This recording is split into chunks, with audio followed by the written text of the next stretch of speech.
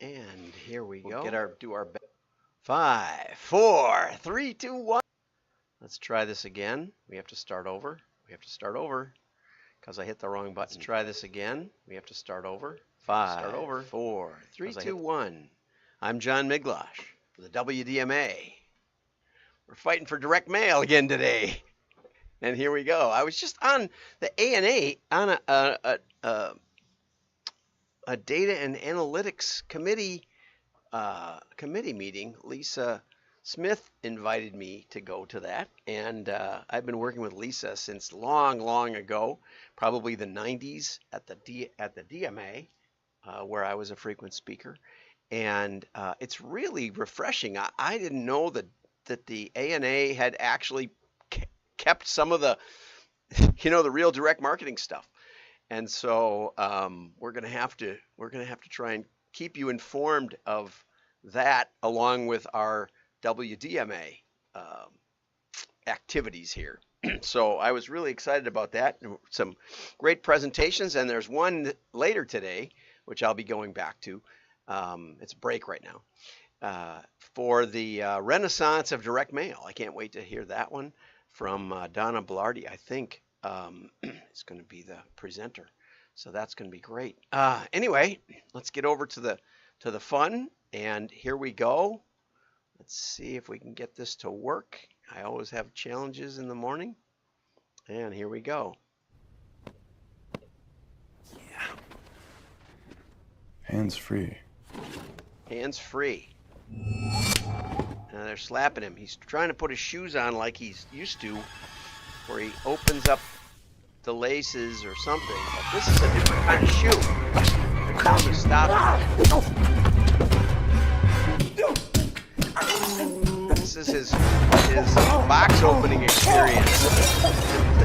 Customer support. Here comes the customer support. Hey! I'm just trying to put on my shoes. Now he accidentally stepped into one, and now he sees how it works. Bloop. They're hands free. I need some of these. This is what I want. Okay, so anyway, and the way it works is that there's extra support in the heel that is resilient and snaps back. And so you kind of squish down the back and it pops right in, right back up.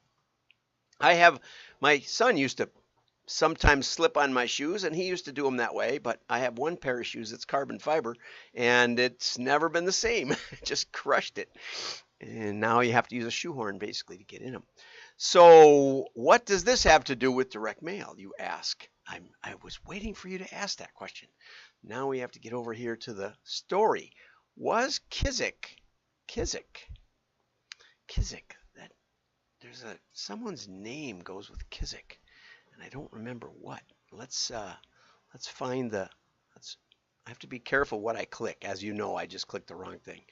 Was Kizik's digital first shoe brand made for brick and mortar stores? And my friend Deanne Campbell had comments. Of course, one store won't move the sale needle, but it will teach Kizik invaluable lessons they can use to grow more effectively into physical retail partnerships. And for those of you who don't know, probably none of you know, our first clients in machine learning were actually retailers. The Hudson Bay was our first big client, and they were about a $5 billion retailer in Canada, the oldest corporation in the world, I think, continuously operating corporation in the world. And at the time, we were just getting dragged into building databases, and so that was quite an ordeal. It turned out their IT department hired us just to prove that we were wrong and put us out of business. But we survived somehow or other.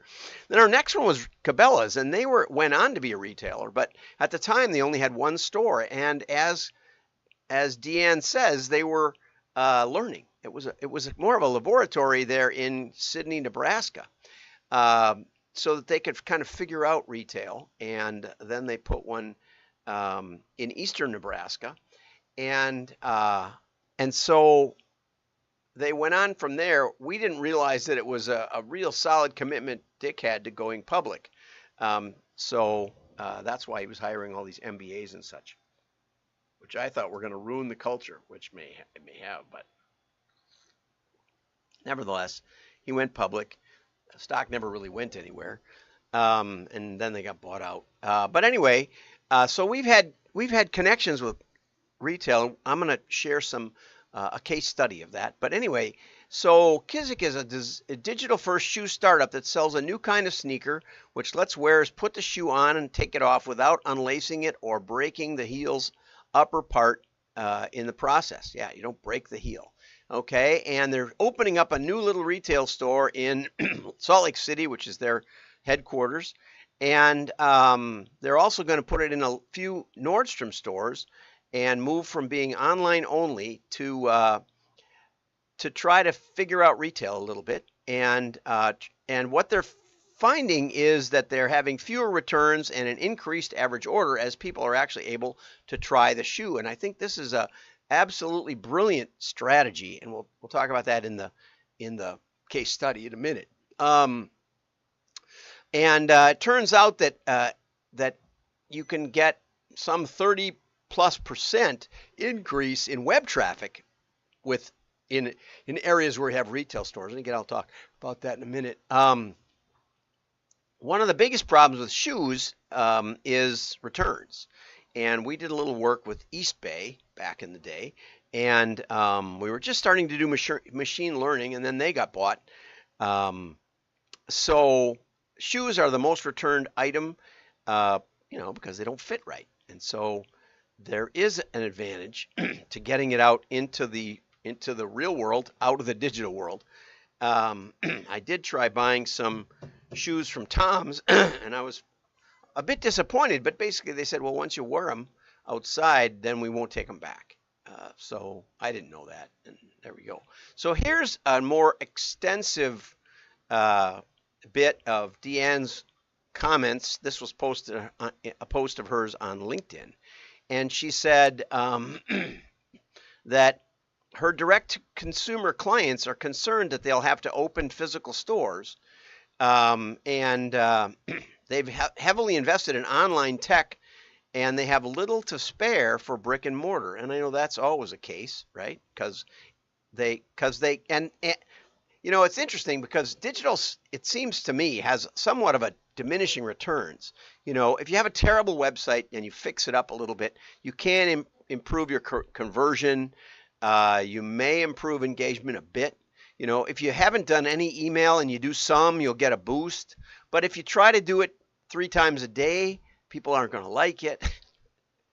You can't make your customers feel more valuable by inundating them on digital. It just doesn't work.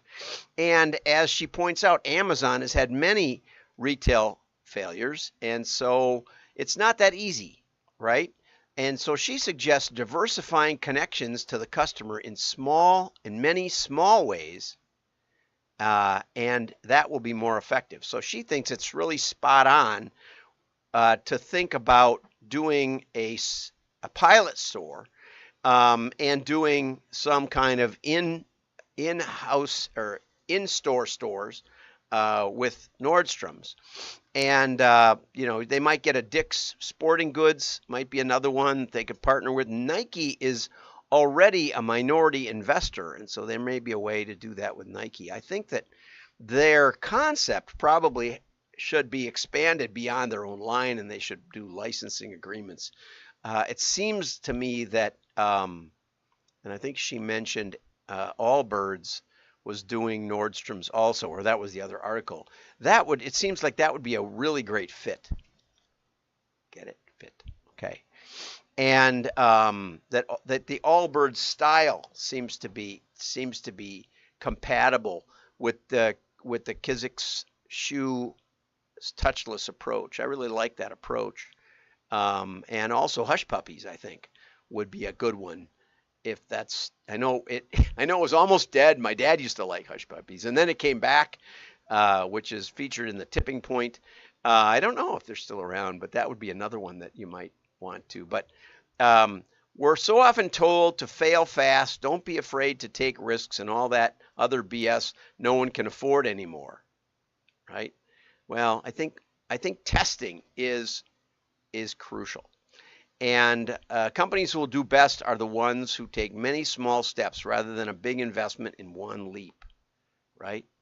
And so thank you for that, Deanne. Now let's get over to that case study I promised you. Okay, so here's a case study from Lovesac, which is a furniture company that when we started with them in 2014 had about, I think they had about 80 stores around the country.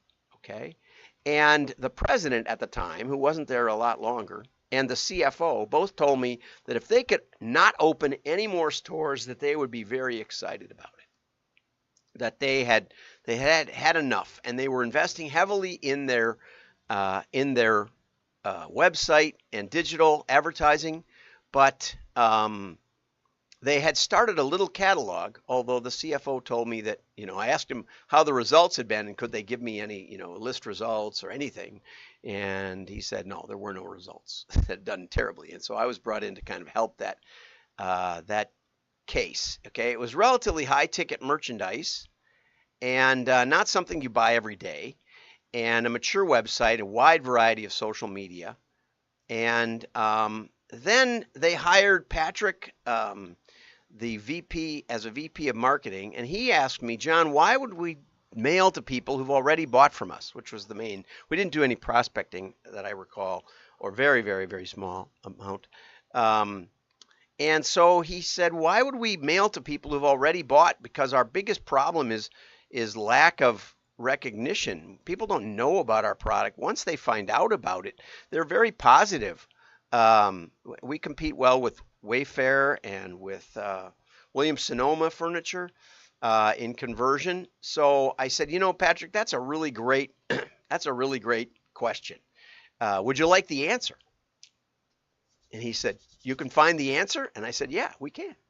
And he said, well, let's find the answer. Again, this is part of the test and try and do things before you heavily invest and before you shut things down. You might want to gather as much information as you can from it. And so we worked up a holdout test.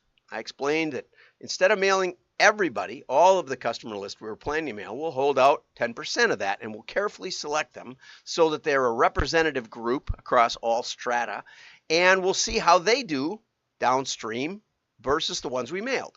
And it turned out that the catalog actually triggered about a 300% EBITDA return on investment.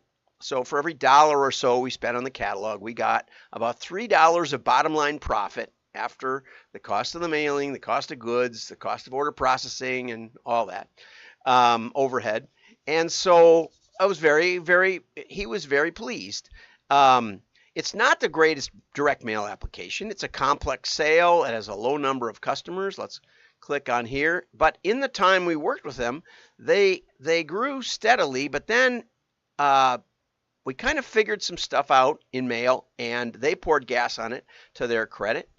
We'll talk about that in a bit. We also reallocated their catalog. The president told me that it was easier to sell more to existing customers than it was to find more customers, and she believed that she could just do line extension. And her catalog, when I got there, was 80% of the catalog space did 20% of the sales. And if you looked at margin, it was, they were basically trying to sell things that Wayfair had for 25% less, and they were using pickup photography, so you could actually compare head to head against anybody online and find out that it was exactly the same and it was more expensive. And so we encouraged them to change the mix to things that were making more money. It's not rocket science, but it's important to think that way. That's a concept. Square foot analysis came out of retail. We used sort of a square inch analysis or proportion. And here's the catalog at the time, lamps, and this is their product. But this isn't, and this isn't. And this is just, institutional space. We also did a study on the sales, the online sales, and where they were coming from. And it turned out that web customers mostly came from near the stores. I know Doesn't sound shocking, but just like people want to try on shoes, people want to bounce on the furniture, see what it feels like, right? See how it works. And so the vast majority of their online sales came from where there were stores. And so the best move seemed to be, let's try and drive more traffic to the stores. Here's the redesigned catalog a little bit, and you can see it's much more their products. These are all their products, and more description and other things like that. This is their product groupings, so that's not so all that interesting. So we took the initial observation, which was that the people were buying from the stores and that they were not selling the items that were most of the catalog, and we changed the offer, right? We also did a little bit of modeling, and we tested that. And we gathered data and found out that there was a significant return on investment. Okay, then we actually noticed while we were doing the matchback analysis that there was a lot of next door neighbors were included in there.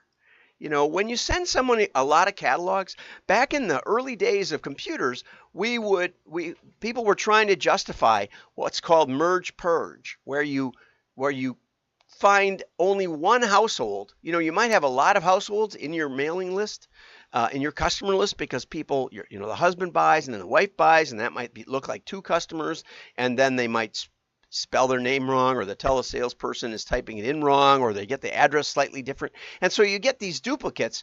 And so we would get complaints saying, why'd you send me 6 catalogs on the same day, and that sort of thing. And the argument for merge purge was always that it was better to send a second household a mailing than it was to send 2 to the same household. But when we actually looked at the data, it didn't support this. It was just as good to send 2 to a customer or a prospect that was in multiple mailing lists. It did not increase the response rate to send it to a less interested prospect. Okay, and because one of the things that happens magically is you get pass along. Somebody comes over to their house, we speculated and said, these are cool, where'd you get this? And then they hand them a catalog. And so we would then gather the information, and we'd say, well, this is a new catalog, it's a different shipping address, but it was just next door. And we found when we took that into account, it was a 900% return on investment. Okay, so for every dollar, we got almost $10 of profit, EBITDA profit, and about $30 of increased sales for every $1 we spent on a catalog. Okay, huge pass along. When we found out it was that profitable, we said, we should be testing this. We should be testing offers, especially in terms of traffic building. And so we started testing some offers. We found there were 4 offers they typically used, and one of them did better than the other 3 put together. Okay, and then Brian Dillette at LS came in and said, you should be doing retargeting with mail for people to visit the website, because they were doing television. They were doing, like in Boston, they had 5 stores, so they were doing that market. And they were driving traffic to the web for information. And we could take those, or Brian could take those, and find their address and send them an invitation to come to the store. And that really put, and here's one of the later catalogs that we worked on a little bit. Here's some of the offers that we're testing. So we had the scientific method, observation, what did you see, what did you expect to see, what do you think caused the difference? And businesses are built on discovery and new ideas. Okay, the offer testing had very, very positive results, and we found we could drive a lot more traffic to the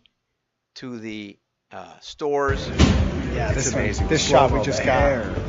The shot we just got might be the one. This is Sean. What do you do at Lovesac? The founder. This is Patrick. Work as a team to grow the business. Biggest growth year of Lovesac ever, at least in modern history. Honestly, I would say most of it is due to these guys. Like the marketing department at Lovesac has, and the way that they've strategized and then spent money very carefully with really great returns has driven this business to like whole new level. Yeah, no joke. Okay, so then in the couple of years that we worked with them, the sales basically doubled from about 50 million up to 100 million in just a few years, and they went public. And what that shows you is that mail gives you a foundation, a research foundation that's unparalleled. Why? We can model with mail because we know who we were going to mail. We know that the mail gets delivered. We know that it goes to a decision maker. It forces a decision, okay? It forces a decision to either buy, save it, or throw it away. But even that throw it away is a greater engagement than any digital response, because digital throws itself away. You can ignore it and it goes away. Mail will not do that, okay? And what that gives us is a null set. It tells us who engaged and didn't buy. And from that, we can see key differentiating factors, machine learning, key differentiating factors between the buyers and the non-buyers, where we know who engaged, and you can't get that from digital marketing. And then you can leverage it in your TV and digital, drive more traffic, and make the whole thing more efficient, which is what Sean appreciated from what we had done in those 3 years. Okay, willing to spend millions on ERP and big data, but little on testing. Okay, testing is the key to seeing. It gives you context and meaning, and always test with the objective to take action. Always test something. Testing makes you money, and each media has strengths and weaknesses for testing, but especially mail. Okay, so thank you for that. Have a great day. Like and share your friends.